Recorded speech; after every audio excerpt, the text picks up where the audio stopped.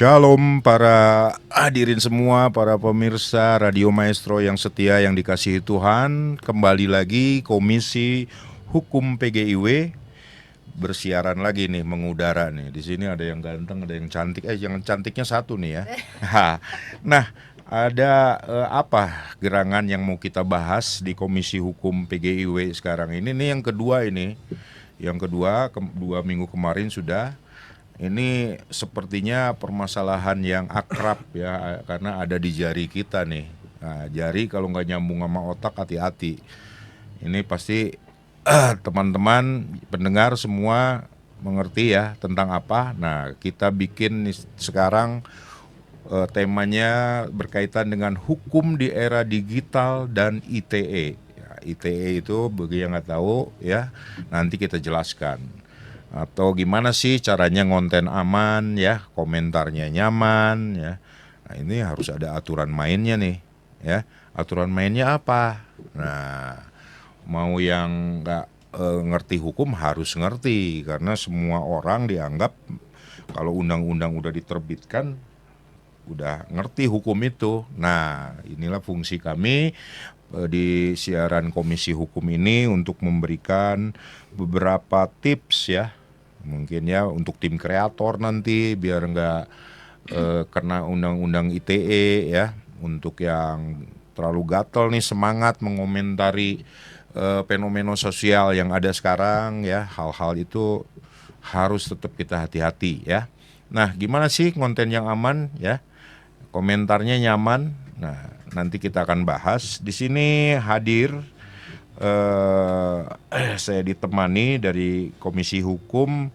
Ini yang baru pertama kali nih ya, newcomer yang paling cantik di sini. Asik. Ya, Ibu Pradipta Hasugian SH. Selamat malam Ibu Pradipta. Malam. Ya, Salam dipanggil kenal semua. Ya, makasih. Kedua, udah pernah ini Pak Sandro Gultom SH. Halo Sobat Maestro. Ketiga, Pak Janwar Sinaga SH. Halo Bang Badia. Ini kalau nggak salah yang kemarin juga ya? Ya, Kemarin betul. ya? Betul Bang. Semangat kali nih Pak Janwar nih. Nah, ini yang nggak asing lagi ya, komandan kita Sutarjo SHMH. Halo Sobat Sayur, Sobat Radio Maestro. Ya, Halo Bang. terkenalnya kalau di kalangan advokat itu Lawyer Ju. Wah, Wih, ada apa-apa ke Lawyer Ju nih. Jadi mari kita berdiskusi ya. Dari teman-teman di luar sana boleh juga mengirimkan kepada kami tanggapan atau usulan atau pertanyaan ya di 082126709977. Sekali lagi 082126709977. 50 menit ke depan kita akan bersama-sama dengan teman-teman semua pendengar setia Maestro. Nah, selamat datang di era digital ya. Kami masing-masing udah jarang bawa buku. Kami pakai HP, ada laptop segala macam. Tadi saya jangan-jangan kita ngasih pengarahan hukum kena tersandung juga undang-undang ITE ini. Ya kan, bahaya juga ini Pak Ju ya. Makanya jangan atuh Bang. Ya, saya tadi pikir wah, kita para pendekar hukum mau ngasih penjelasan tentang ITE, jadi tersandung nanti. Wah, ini jadi lebih hati-hati. Jadi kita pun bisa dikatakan orang hukum ya harus hati-hati, apalagi yang bukan orang hukum dalam pengertian tidak ada pendidikan hukumnya ya. Benar. Ya. Betul. Jadi kita berdoa di sini ya, kita damai sejahtera semua. Diskusi boleh panas, hati tetap dingin ya. Tapi semuanya untuk kemuliaan Tuhan ya.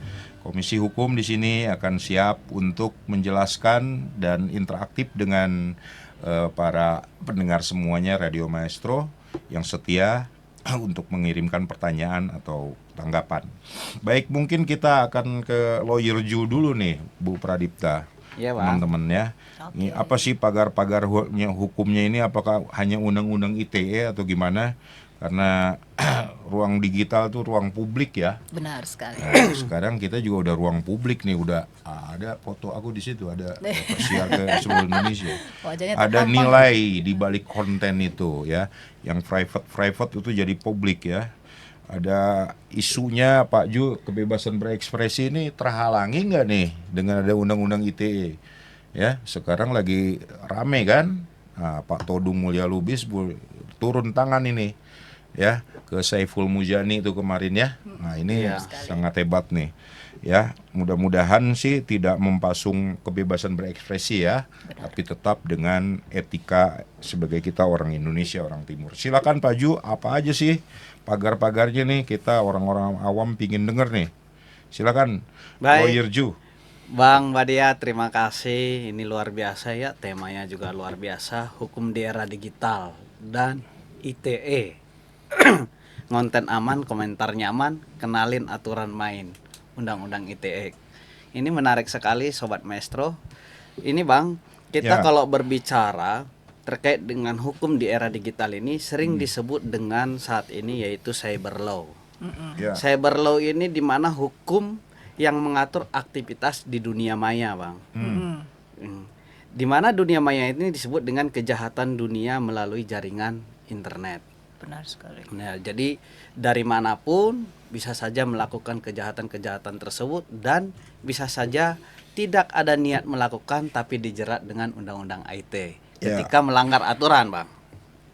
Nah, pertama, kalau kita berbicara undang-undang ITE ini, Bang, itu diatur pada Undang-Undang Nomor 11 Tahun 2008 tentang ITE pada pertama. Terus dirubah itu dalam Undang-Undang Nomor 19 Tahun 2016 tentang perubahan atas Undang-Undang Nomor 11 Tahun 2008. Saat ini yang terbaru ada, Bang, yaitu Undang-Undang Nomor 1 Tahun 2024. Ini lebih kepada diselaraskan kepada KUHP yang baru. Jadi ini ada keselarasan untuk mengurangi multitafsir pada pasal-pasal pidana. Jadi sangat menarik memang kalau kita berbicara IT ini. Banyak sekali juga di masyarakat kita, jangan sampai di masyarakat kita salah menggunakan sosial medianya.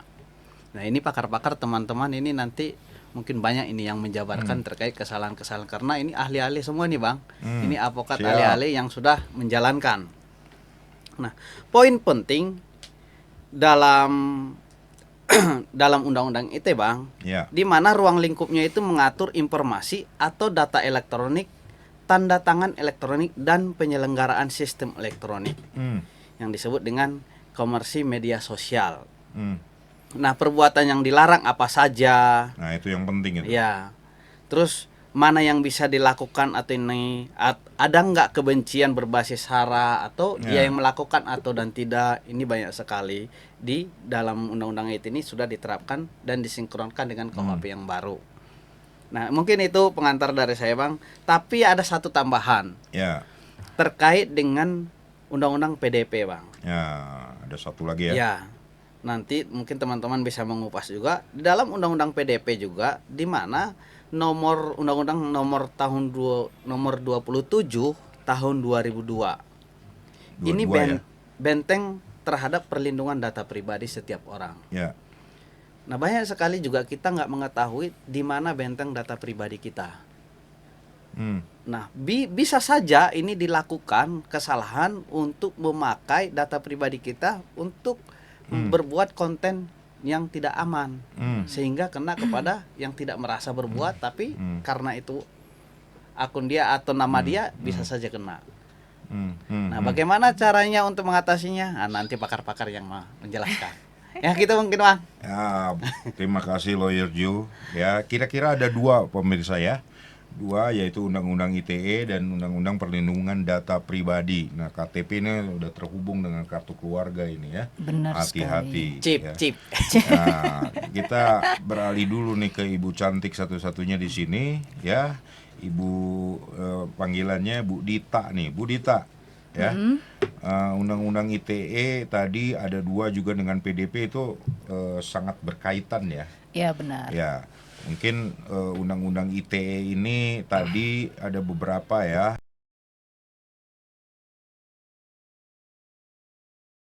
Dengan undang-undang ITE ini, yang saya ingat ada pencemaran nama baik. Kira-kira Ya, apa lagi? benar. Ada kebencian tadi yang disebut Bang Jo tuh, sarah tuh. Oh, Sarah. Bisa Apalagi bisa kira-kira? lagi hoax, Hoax berita ya, termasuk ya. bohong gitu. atau memang penyebaran konten asusila. Kita nggak tahu dalam bentuk perkataan juga bisa kan. Banyak konsep-konsep itu tuh yang sering terjadi tuh.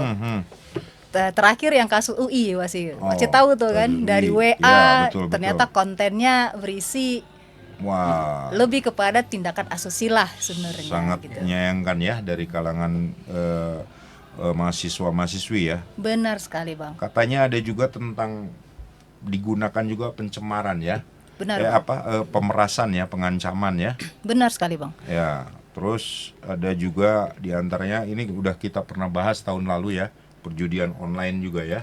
Yang marak sekarang Ya, ini. yang marak itu. Minggu kemarin, 2 minggu yang lalu. Dua Iya minggu itu yang lalu ya. pembahasan hot itu.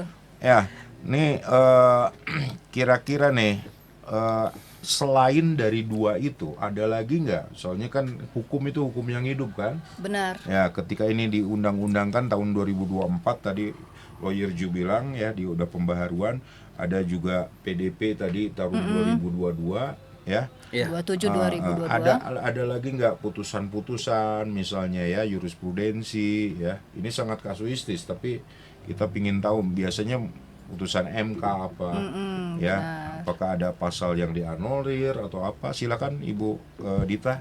Nah, sebelum kita ke putusan-putusan dan jurisprudensi ini ya Bang ya, akan lebih baik sebenarnya kalau kita membahas sendiri dulu nih. Sebenarnya apa sih sebenarnya dari hal-hal sebagai konten kreator nih kita jangan lakukan. Memang benar nih. Tadi Bang Bagia udah sebutkan beberapa hal gitu. Tapi akan kita lebih spesifikkan dan berikan penjelasan nih kepada konten kreator. Kenapa? Silakan, ini penting ini. Karena anak zaman sekarang itu kalau ditanya cita-citanya sebagai apa, lebih senang jadi konten kreator. Lebih cuan-cuan-cuan kalau kata semangat mereka ya. ya. Cuan-cuannya di mana ya? Godaan cuan itu ya. Bener, tapi kita harus ingat ada batasan-batasan dalam hal kita ngonten nih. Silakan ini penting. Kalau kita merujuk kepada Undang-Undang ITE ini, teman-teman sekalian nih. Memang kalau kita merujuknya ke Undang-Undang ITE ada yang namanya jenis larangan. Jenis larangan ini tadi kita udah sebut nih, pencemaran nama baik atau fitnah, ujaran kebencian atau sara, berita bohong atau bentuknya hoaks, dan konten asusila, pemerasan, pengancaman serta perjudian online. Nah, pasal-pasalnya itu ada pasal 27, pasal 28, pasal 45 terkait berapa sih hukumannya dan berapa sanksi yang harus dikenakan. Nah, penjelasannya kenapa sih kita harus membatasi konten kita nih. Sebenarnya begini teman-teman, kita tidak bisa menghilangkan diri kita bahwa hak kita sebagai warga negara untuk kebebasan berbicara. Betul. Namun dalam kebebasan berbicara ini kita harus mengerti ada yang namanya hak dan kewajiban. Yeah. Sebenarnya gini, kritik itu diperbolehkan, tapi fitnah dan serangan personal tidak. Nah, kenapa? Karena itu kan sangat mengganggu personal masing-masing pribadi gitu. Kenapa sih harus mengkritik dengan cara menyentuh personalnya sendiri? Sering menjadi permasalahan dalam dunia umum atau umum yang kita temui itu adalah ketika seseorang merasa dirinya mengalami kerugian oleh adanya perkataan ataupun ujaran seseorang. Tapi kan batasan-batasan dari perkataan itu seperti apa? Terkadang sentimen seseorang atas perasaannya dia dikatain itu berbeda-beda. Contoh, dalam suatu lingkungan pertemanan terkadang satu orang dinyatakan, maaf ya kalau umpamanya di Bandung itu terkadang menggunakan slang di belakang gitu ya, yang kayak titit gitu. Ada orang yang tersinggung ketika mendapatkan pernyataan seperti itu.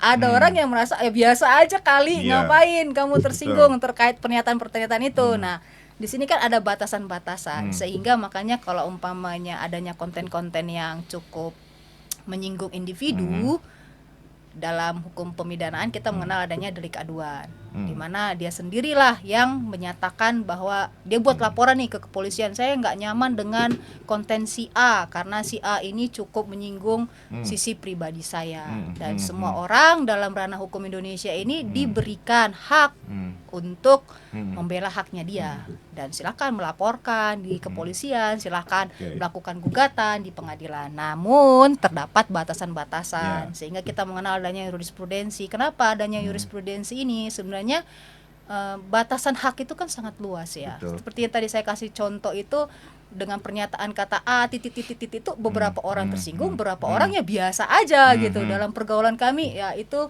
keren lah, nyata dan tidak ada masalah sama sekali gitu. Ada beberapa jurisprudensi ini dan ada beberapa putusan Mahkamah Konstitusi juga yang terkait batasan-batasan ini. Contohnya pembatasan terkait pasal 28 yaitu bicara tentang kebencian dan sara.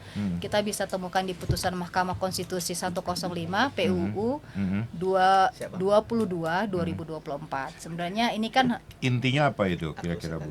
ini membatasi sebenarnya ke siapa aja sih kebebasan ekspresi itu bisa ditujukan dan ke siapa yang tidak bisa ditujukan gitu. Terkadang kan karena ujaran kebencian ini kan contohnya dalam ranah pemerintahan ya. Si pejabat X gitu. Ada beberapa orang nggak suka nih dengan si pejabat X ini gitu. Dan dia menyatakan ke pemikirannya dia melalui media sosial. Ternyata dalam Mahkamah Konstitusi sendiri menyatakan bahwa ketika dia melakukan itu ternyata haknya dilindungi oleh hukum. Bebas kita. Kalau umpamanya konteksnya saat dia mengkritik pemerintah dilindungi hukum. Sebenarnya dilindungi hukum. Nah, karena apa? Ya kita harus lihat dua sisi dong. Dimana kan untuk mengawasi jalannya pemerintahan dibutuhkan warga negara. Sebenarnya warga negara ini dong yang merasakan hasil dari jalannya pemerintahan. Sebagai negara demokratis ya. Benar sekali. Sehingga adalah putusan Mahkamah Konstitusi 105 2024. Hal lainnya itu sebenarnya banyak sih Bang. Hanya kan kalau kita bahas satu persatu ini nggak selesai mungkin nih ini, gitu. Bu Dita tadi kritik terhadap pemerintah institusi tidak bisa dipidana ya. Benar. Tidak bisa dipidana dengan undang-undang ITE ini. Benar. Betul ya? Selama tidak menyinggung individunya ya Pak ya. Selama tidak menyinggung individunya. Ya, contoh saya menyinggung contoh Bang Bagia sebagai personalnya ya. Iya, personalnya. Kalau bicara kebijakannya Tapi fair kalau aja. kebijakan ada datanya, ada buktinya bisa. Benar, ya, by dilindungi. data, by fakta. Itu siapa saja ya? Semua ya bisa ya. Sebenarnya dibatasin kepada bentuk korporat ataupun pemerintahan, lebih kepada sana sih, lebih kepada bukan satu orang. Bukan, maksudnya yang memberi komentar itu kan yang rajin itu para akademis ya. Benar. Kalau yang mengkritik pemerintah. Nah, kalau bukan akademis dilindungi juga. Ya dilindungi kalau dia merasa bahwa dirinya sebagai warga negara haknya nggak dipenuhi. Pokoknya warga gitu. negara ya. Iya, tapi by data ya, Ya. by fakta, bukan berarti individunya kamu serang gitu. Itu Betul. Ya ini yang lagi hangat-hangatnya para pendengar maestro sekalian ya. Ini jadi penting, tapi memang tidak mudah dalam prakteknya ya. benar Kalau sekali. sudah ada yang melapor, karena ini tetap menjadi delik aduan ya. Benar sekali. Pencemaran nama baik itu delik aduan ya. Jadi tetap harus ada yang mengadunya. Nah, kita beralih dulu nih. Ini hal yang sangat hangat ini. Kita langsung aja ke contoh nih. Mungkin rekan saya di sini Pak Sinaga, Pak Janwar. Apakah Anda sebagai praktisi pernah ya berbau-bau ITE nih ya? Ya. Yang bisa berbagi pengalaman nih ya, karena kadang-kadang Bu Dita lain di teorinya ya, lain di undang-undangnya, lain di penerapannya. Masyarakatnya. Menemukan apa nih Pak Janwar, silakan. Oke, terima kasih Bang Badia. Jadi memang tema hari ini tuh memang sungguh luar biasa ya. Kita ini pada prinsipnya untuk bagi pada konten kreator khususnya. Betul. Yang memang profesinya sebagai konten kreator, dia harus tahu betul bagaimana menghindari atau bagaimana dia paham seperti apa undang-undang ITE ini, Bang. Betul. Nah, kebetulan secara praktik saya pernah dulu menangani kasus yang sangat viral, Bang, di Indonesia Raya. Wah. Bahkan disoroti dari media Inggris, Wah. dari negara Inggris. Itu di tahun 2020 di awal bulan Maret. Kalau Bang masih ingat kasus prank sembako sampah Ferdian Paleka. Yep. Nah, kebetulan saya pegang. Saya memegang perkaranya itu. Saya pegang Ferdian Palekanya. Waktu itu dia diterapkan oleh kepolisian itu dengan pasal 45. Jadi perlu Pasal diketahui. 45 apa itu? Nah, jadi gini, Bang. Perlu diketahui dulu pada saat itu kan undang-undang ITE perubahan kedua yang terbaru yang saat ini itu belum berlaku di saat itu, Bang. Karena peristiwa yang saya tangani ini itu di tahun 2020.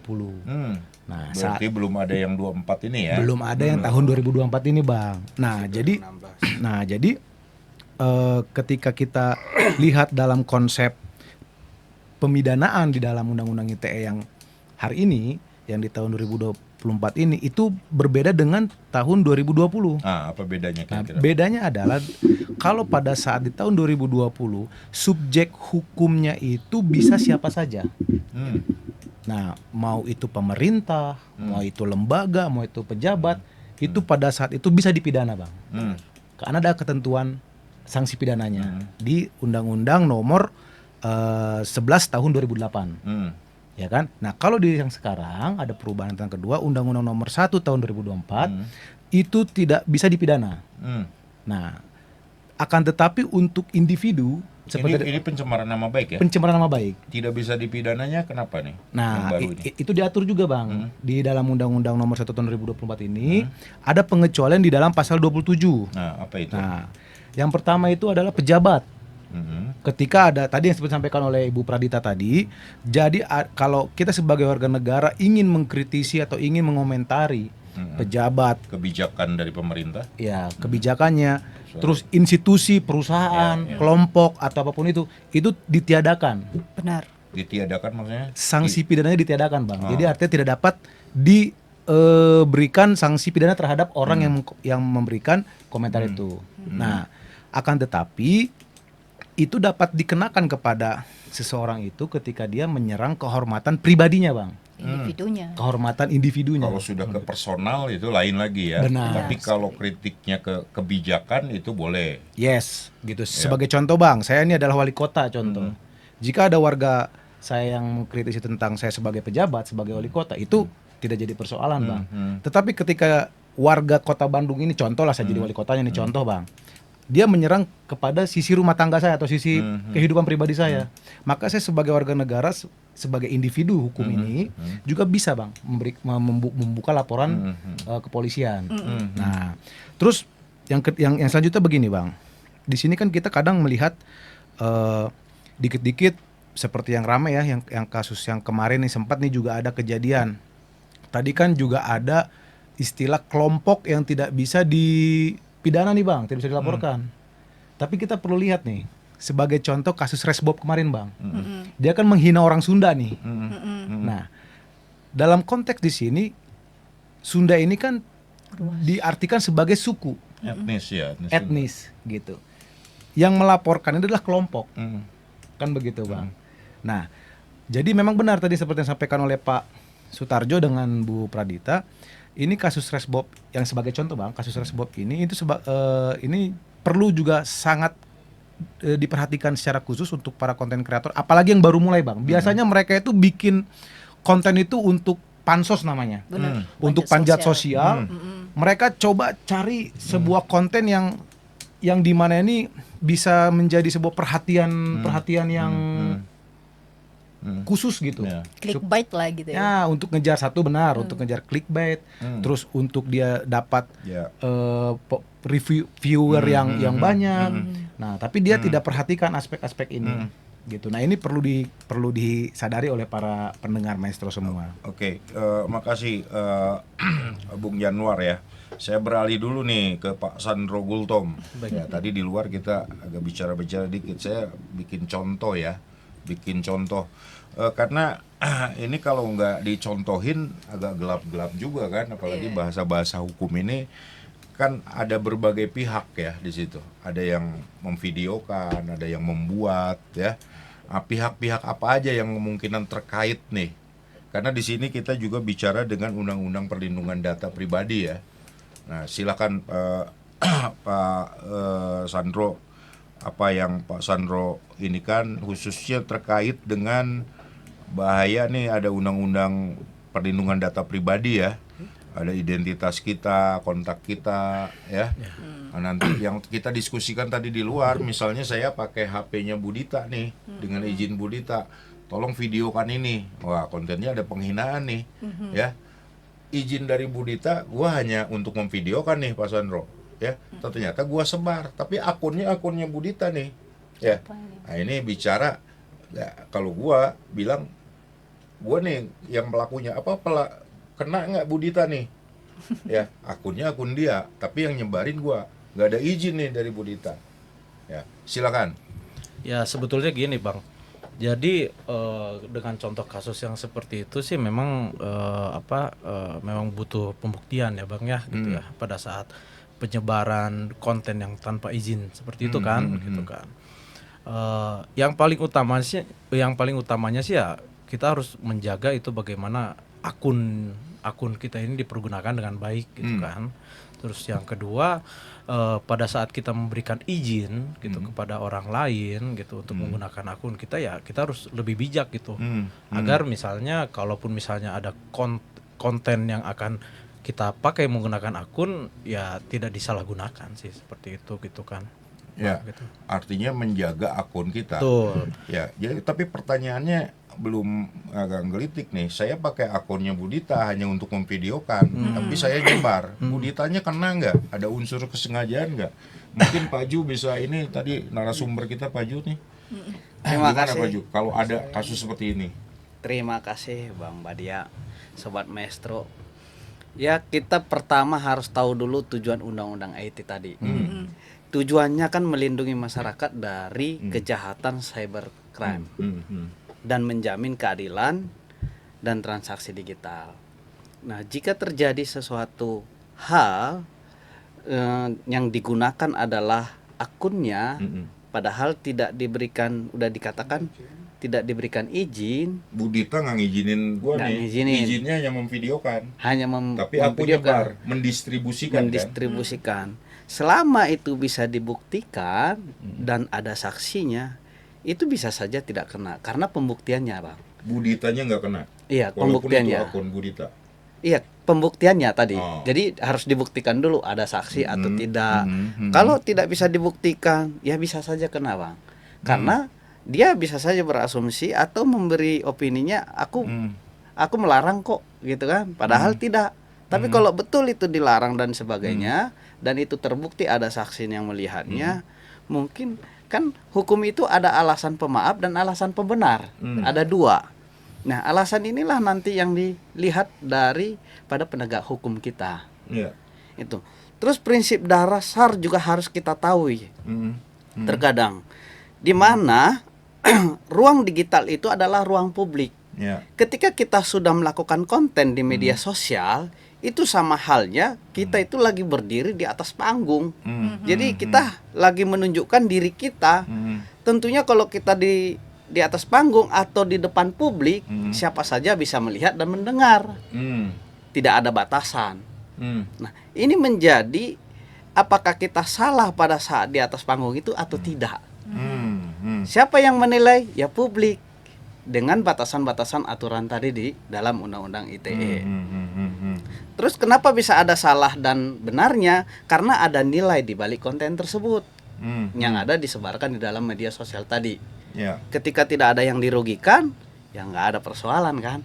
Ya. Apalagi tadi diperjelas di dalam 105 itu putusan Mahkamah Konstitusi Betul. terkait dengan pencemaran nama baik yang dikatakan Bang Januar, Bang Pradita Delik sama aduan ya. delik aduan. Karena di sana diperjelas terkait dengan pencemaran nama baik itu tidak kepada Personal. personal. Ya. Jadi kalau selama ini kan ada merasa di instansi, oh ini instansi ini dia bisa melapor. Nah, di dalam putusan Mahkamah Konstitusi dia tidak boleh lagi ke pemerintah kalau kritikan tidak boleh. Selama faktanya benar juga dia tidak boleh dipidana. Nah, kebebasan berekspresi itu disitulah titik letaknya kebebasannya. Ya. Jadi ada batasan, tetapi ketika itu kebenaran ya tidak dapat dipidana. Oke, Bang. makasih Gitu. Lawyer Ju ya. Ya, jadi para pendengar sekalian, sedikit banyak dari prakteknya kita memang harus hati-hati karena memang bukan hanya pembuat ya, pendistribusi juga. Ya, ada istilah lagi teknis mentransmisikan. Tadi sedikit oleh Budita disinggung tentang ini, hal yang perlu karena lagi banyak orang ingin jadi konten kreator ya. Iya benar Nah, jadi banget. konten kreator ini apa sih kewajiban utamanya konten kreator tuh? Selain misalnya kalau orang awam, lu minta izin dulu dong, gue lagi ini, lu jangan belum nyebar nih, gue mau videoin aja gitu kan. Nah, apa kiat-kiatnya yang aman Kewajibannya. secara hukum ya? pagar-pagar hukumnya kalau ketika ingin menjadi konten kreator selain izin apalagi kira-kira? Nah, selain izin ya sebagai konten kreator akan sangat-sangat Hmm. disarankan kamu itu harus mencari terlebih dahulu nih, menggali terlebih dahulu fakta-fakta yang sebenarnya terjadi gitu. Dalam hal ini supaya tidak terjadinya fitnah kan. Nah, ketika ada fakta itu kamu bisa mengkontenkan sesuai dengan aturan. Namun terkait konten kreator ini, nah ini kita bicara terkait konten kreator dalam bidang podcast ya. Kalau podcast, oke, kamu kan hanya sekedar bicara dengan narasumber kamu di depan dan di hadapan kamu dan ada hal-hal yang kalian bahas bersama gitu. Beda halnya dengan konten kreator yang dimana dia ada di lapangan. Kita tahu ada beberapa konten kreator. Kalau untuk gaming ya it's okay, fine, asal kamu jangan judol aja. Jadi online itu dilarang ya, haram gitu. Yang lainnya adalah bicara tentang konten kreator ketika kamu di lapangan gitu. Nah, kita melihat adanya aturan tadi yang disinggung Bang Jo ya, Pak Jo sendiri, bahwa adanya undang-undang perlindungan data pribadi. Dan undang-undang perlindungan data pribadi memang baru, sekalipun pelaksanaannya masih belum 100% komplit lah gitu. Sebagai konten kreator kamu juga harus melindungi data-data pribadi orang-orang yang ada di sekitarmu. Contoh ya ibaratnya kamu konten kreator makanan, mungkin kamu harus bisa mensensor ada wajah-wajah orang gitu. Ya itu sering terjadi di negara-negara maju ya, seperti Jepang, Eropa gitu. Mereka nggak suka wajahnya nongol di kontennya kamu gitu, karena harus dapat izin saya nih gitu. Aku kalau langsung nih ke Budita nih. Ya, contohnya gini, Budita seorang konten kreator yang terkenal, ya kan? Banyak duitnya di situ tuh kan.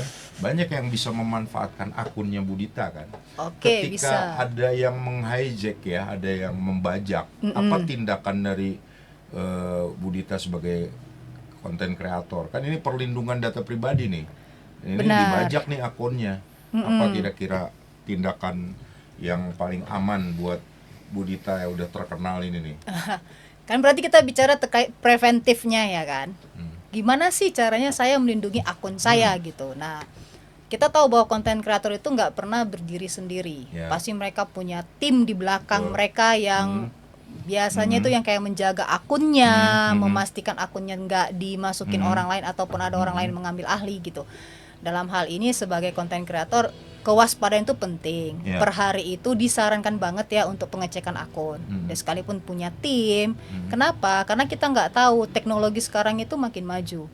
Kecenderungan orang mengambil akun orang lain itu sering terjadi karena bicara mungkin followersnya atau bicara terkait siapa ini orang cukup berpengaruh gitu. Jangankan bicara konten kreator, website negara aja masih bisa di-hijack gitu loh.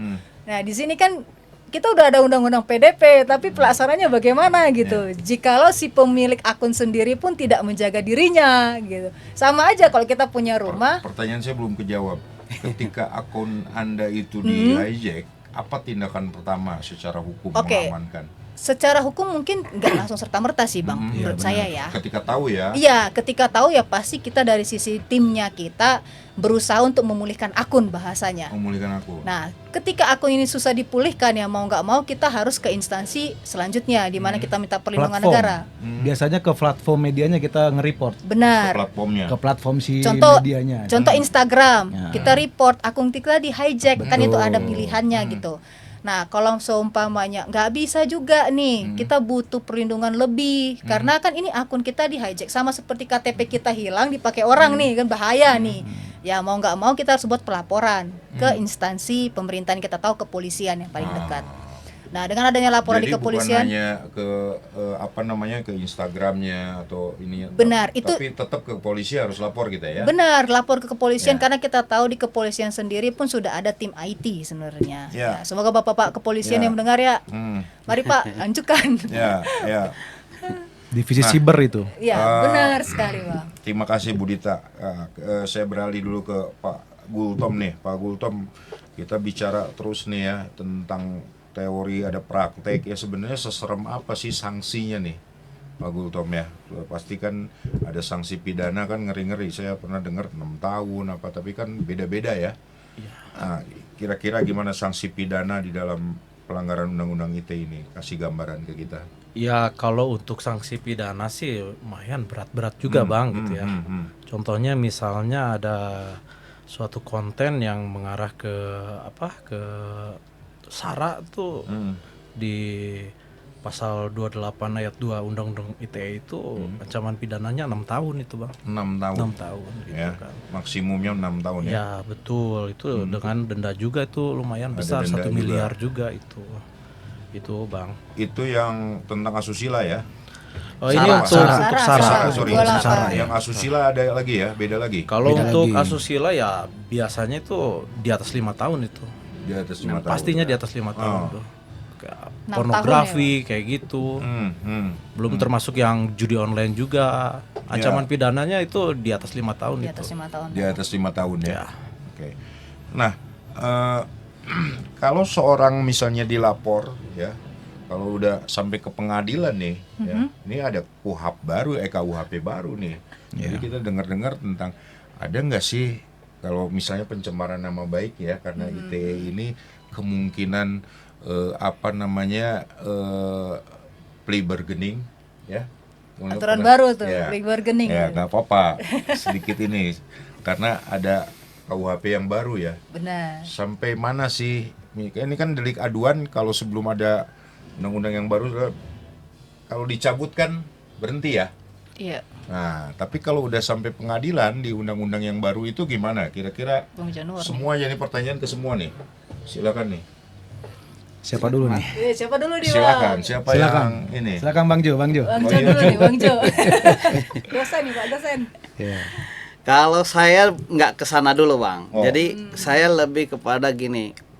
Kita tadi Bang Januar menjelaskan terkait dengan kasus, Bu Pradita juga menjelaskan beberapa kasus yang konten kreator, begitu juga dari pidana-pidana yang dijelasin dari Bang Sandro ya.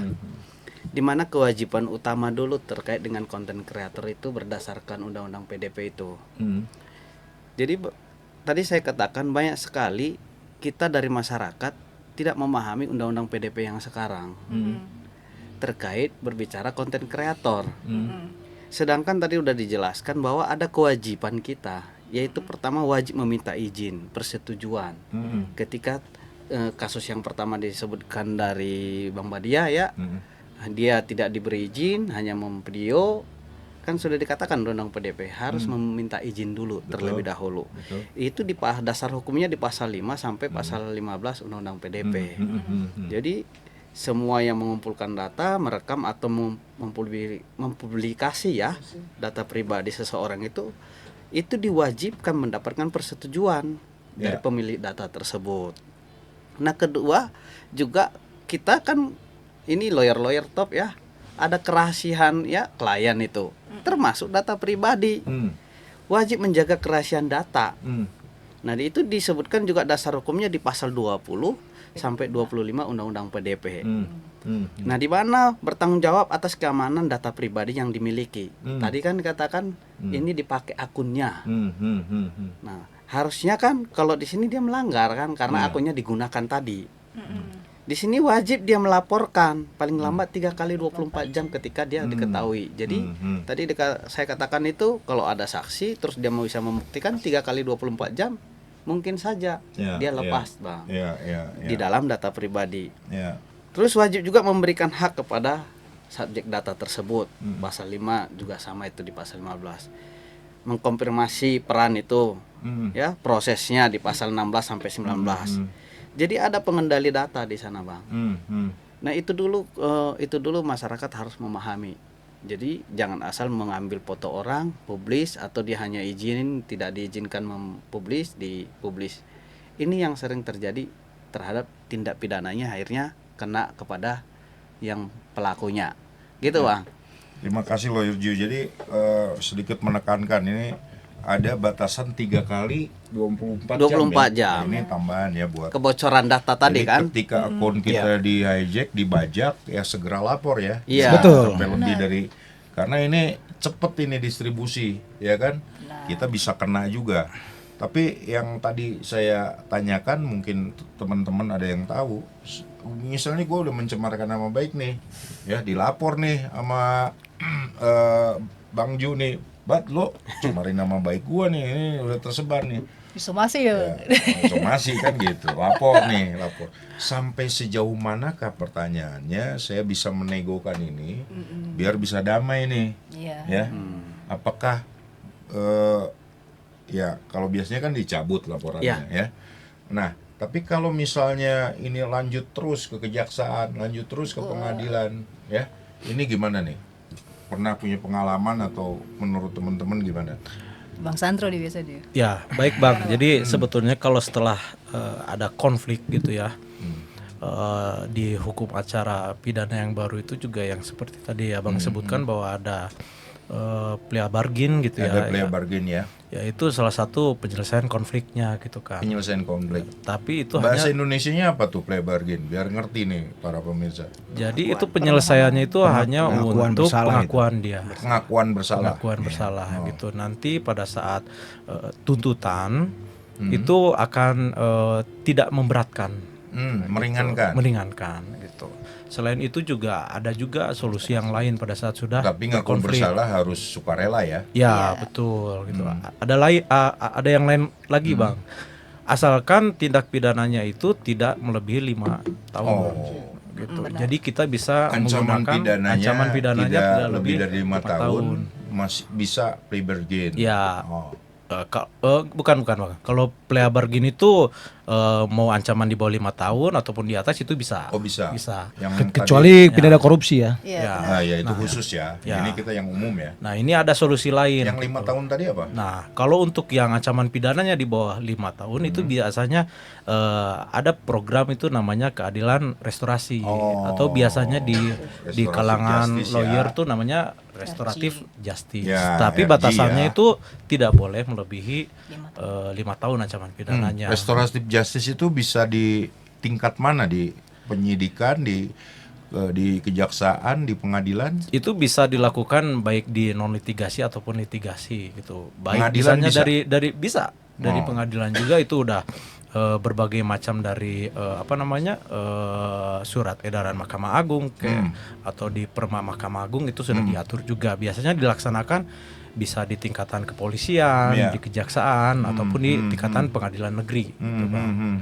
Asalkan pemulihan haknya si korban ini terpenuhi dan ancaman pidananya itu tidak lebih dari 5 tahun. Ya.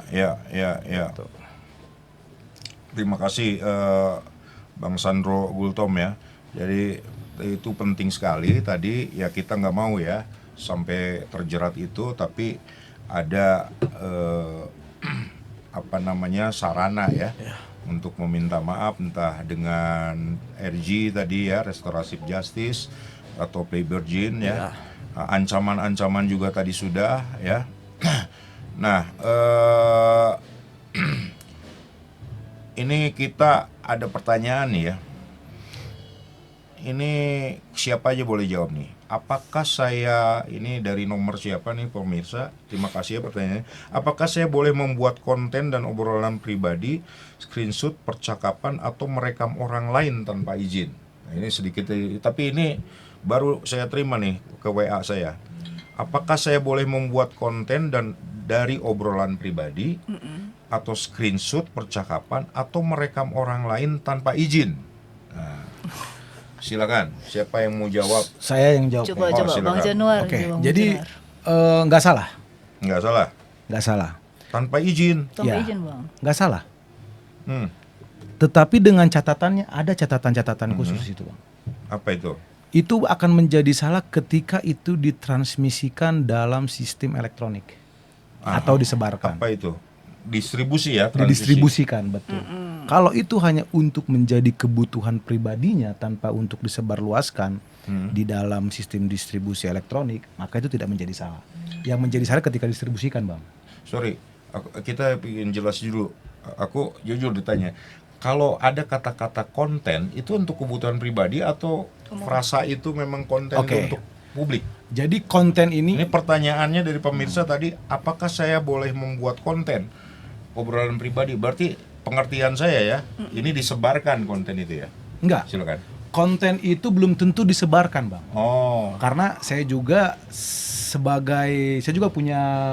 bisa dikatakan sebagai konten kreator juga gitu.